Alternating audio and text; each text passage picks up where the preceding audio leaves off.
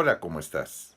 Bienvenida, bienvenido a esta nueva cápsula, ahora realizada desde esta Ciudad de México, aquí en Clavería, donde hemos atendido a la gran mayoría de nuestros pacientes. Sean bienvenidos. Bien, el día de hoy vamos a hablar sobre una de las complicaciones más frecuentes que tenemos aquí en México por la obesidad y el sobrepeso. ¿Sí?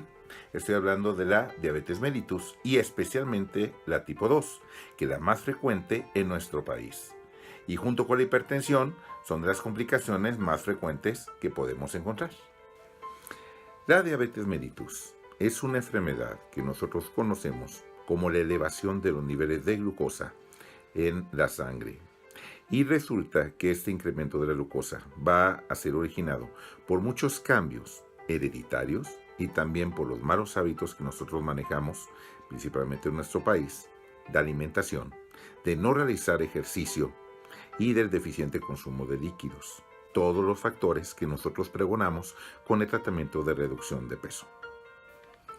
Cuando nosotros tenemos sobrepeso u obesidad, pero especialmente a nivel abdominal, y hablamos de más de 90 centímetros de cintura en la mujer, o de más de 100 centímetros de cintura en el hombre, en la gran mayoría de los casos, vamos a empezar a tener que el exceso de grasa a nivel de cintura empieza a ejercer un efecto negativo en la función de la insulina. La insulina sabemos que es una hormona que se secreta en el páncreas y que la función, entre otras, es precisamente de equilibrar los niveles de glucosa en nuestra sangre. Hay que tomar en cuenta que esto generalmente es hereditario, aunque reiteramos que ahora que hay un mayor índice de sedentarismo, que la falta de actividad física, sobre todo aquí en la Ciudad de México, por la cuestión de tiempos, la gente camina menos, hace menos ejercicio, se mueve menos, y aparte las comodidades que la tecnología nos ofrece, como el auto, el control remoto, los celulares, las tabletas, etcétera, que nos facilitan mucho la vida, pero también hacen que nos movamos menos. Entonces esto coadyuva a que venga esta alteración que vamos a tener a nivel de los manejos de la glucosa. Existen ciertos síntomas o signos que el paciente puede empezar a tener sin darse cuenta.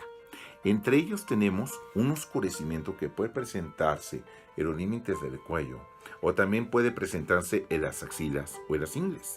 Ese oscurecimiento se llama acantosis y eso es un signo de que ya empieza a haber una alteración en los niveles de la glucosa.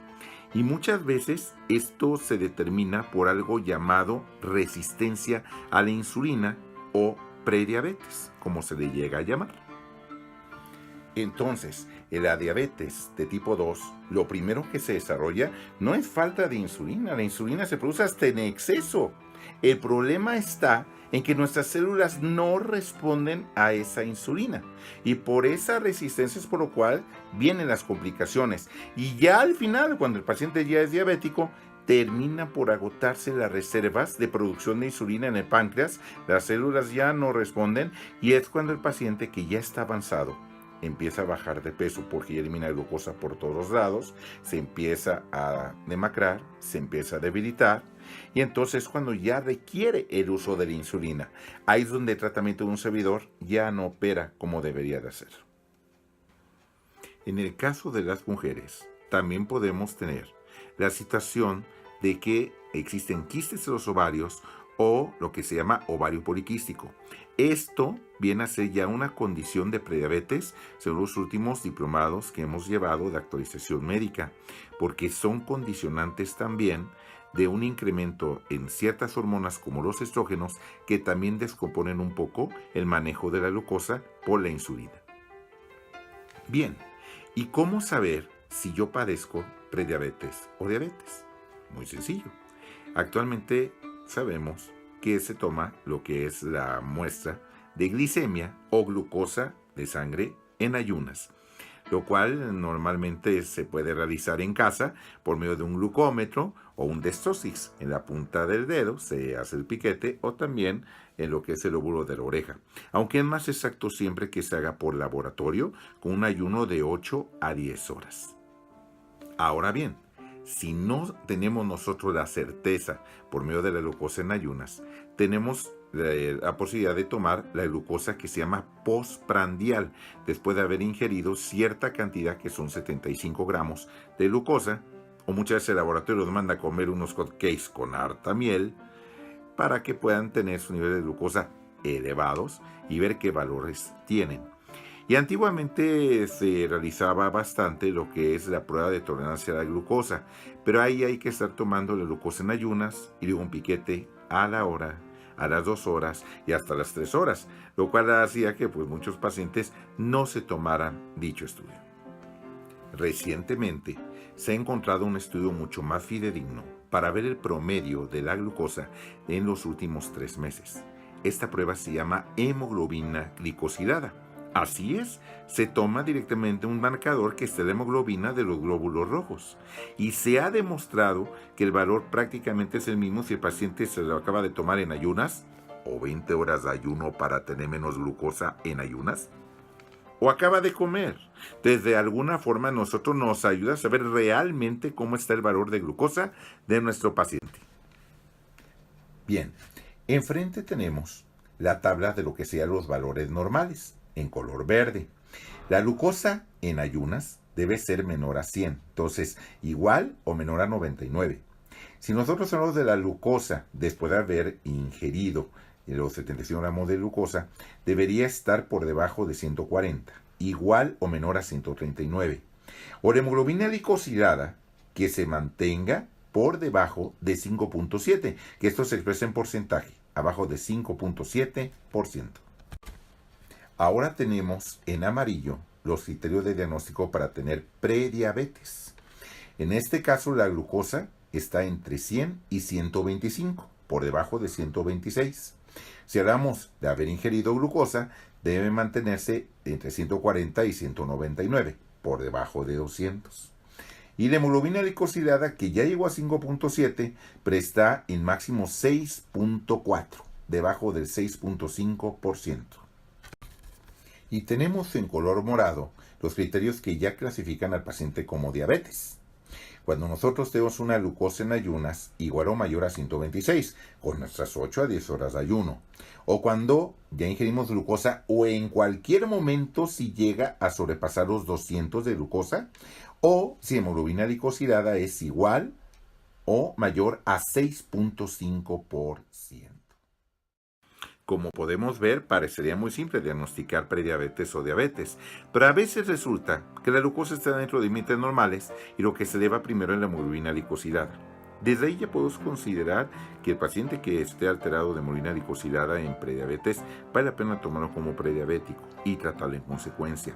Pero para diagnosticar diabetes como tal, no es tan sencillo decir, ay, ya llegó a los niveles de diabetes en hemoglobina glicosilada, porque obviamente puede haber algunas otras situaciones que podrían originar alguna alteración en los resultados. Entonces, no hay que ser tan estrictos. Nosotros como médicos, y obviamente con la preparación que ya tenemos, vamos a hacer un diagnóstico más certero. Por ello, el tratamiento de reducción de peso, y más cuando hablamos de sobrepeso, preobesidad o cuando ya tenemos una prediabetes, es muy importante no abandonarlo, sino llegar al final del tratamiento para que realmente podamos cuidar la salud del paciente. De eso se trata esto. Afortunadamente, hemos visto que el paciente que empieza a hacer ejercicio, se empieza a mover, empieza a tomar líquidos, empieza a bajar de peso, empieza a tener una mejoría importante en su salud. No podemos hablar de que la prediabetes o la diabetes desaparezcan, porque no es una enfermedad curable, es una enfermedad crónico-degenerativa. O sea que llegó para quedarse. Pero sí podemos, donde esté el paciente, dejarlo ahí. Si el paciente está prediabético, ahí lo podemos dejar. Pero si avanza diabetes, lo puede estacionar en diabetes, pero no hacerlo prediabético. Eso es algo importante. El paciente se tiene que seguir cuidando. Obvio que si el paciente va sintiéndose cada vez mejor y tiene un buen control de su padecimiento, pues le vamos a ayudar a tener mejores años de vida y sobre todo evitar las complicaciones tan terribles de la diabetes, como sería una pérdida de la vista, como un problema en su circulación o un problema en sus riñones, que vienen a ser los órganos más afectados. Pero recientemente también se ha encontrado que el corazón mejora su función. Pues el tema cardiovascular también está íntimamente ligado con este manejo de los azúcares e íntimamente de las grasas al bajar de peso. Entonces, por eso la invitación está en que el paciente termine lo que comienza, que es una fase de mantenimiento. Si el paciente está prediabético y ya bajó 20 kilos, hay la posibilidad de todavía hacer la prueba de suspender algún medicamento que estuviera tomando. Pero si el paciente ya es diabético, lo conveniente es que no deje de tomar sus medicinas y no deje los buenos hábitos para poder mantener su salud. Bueno, pues esto sería todo por esta tercera cápsula. Muchísimas gracias por estar al pendiente tanto de las videocápsulas que estamos sacando como las anteriores y también de las historias de éxito de los pacientes que han bajado de peso más de 20 kilos y que también nos dan su testimonio, aunque faltan muchos otros más. Así que esperemos que más gente se vaya animando para esta situación. Entonces, nos vemos para la próxima y muchísimas gracias por su atención. Hasta luego.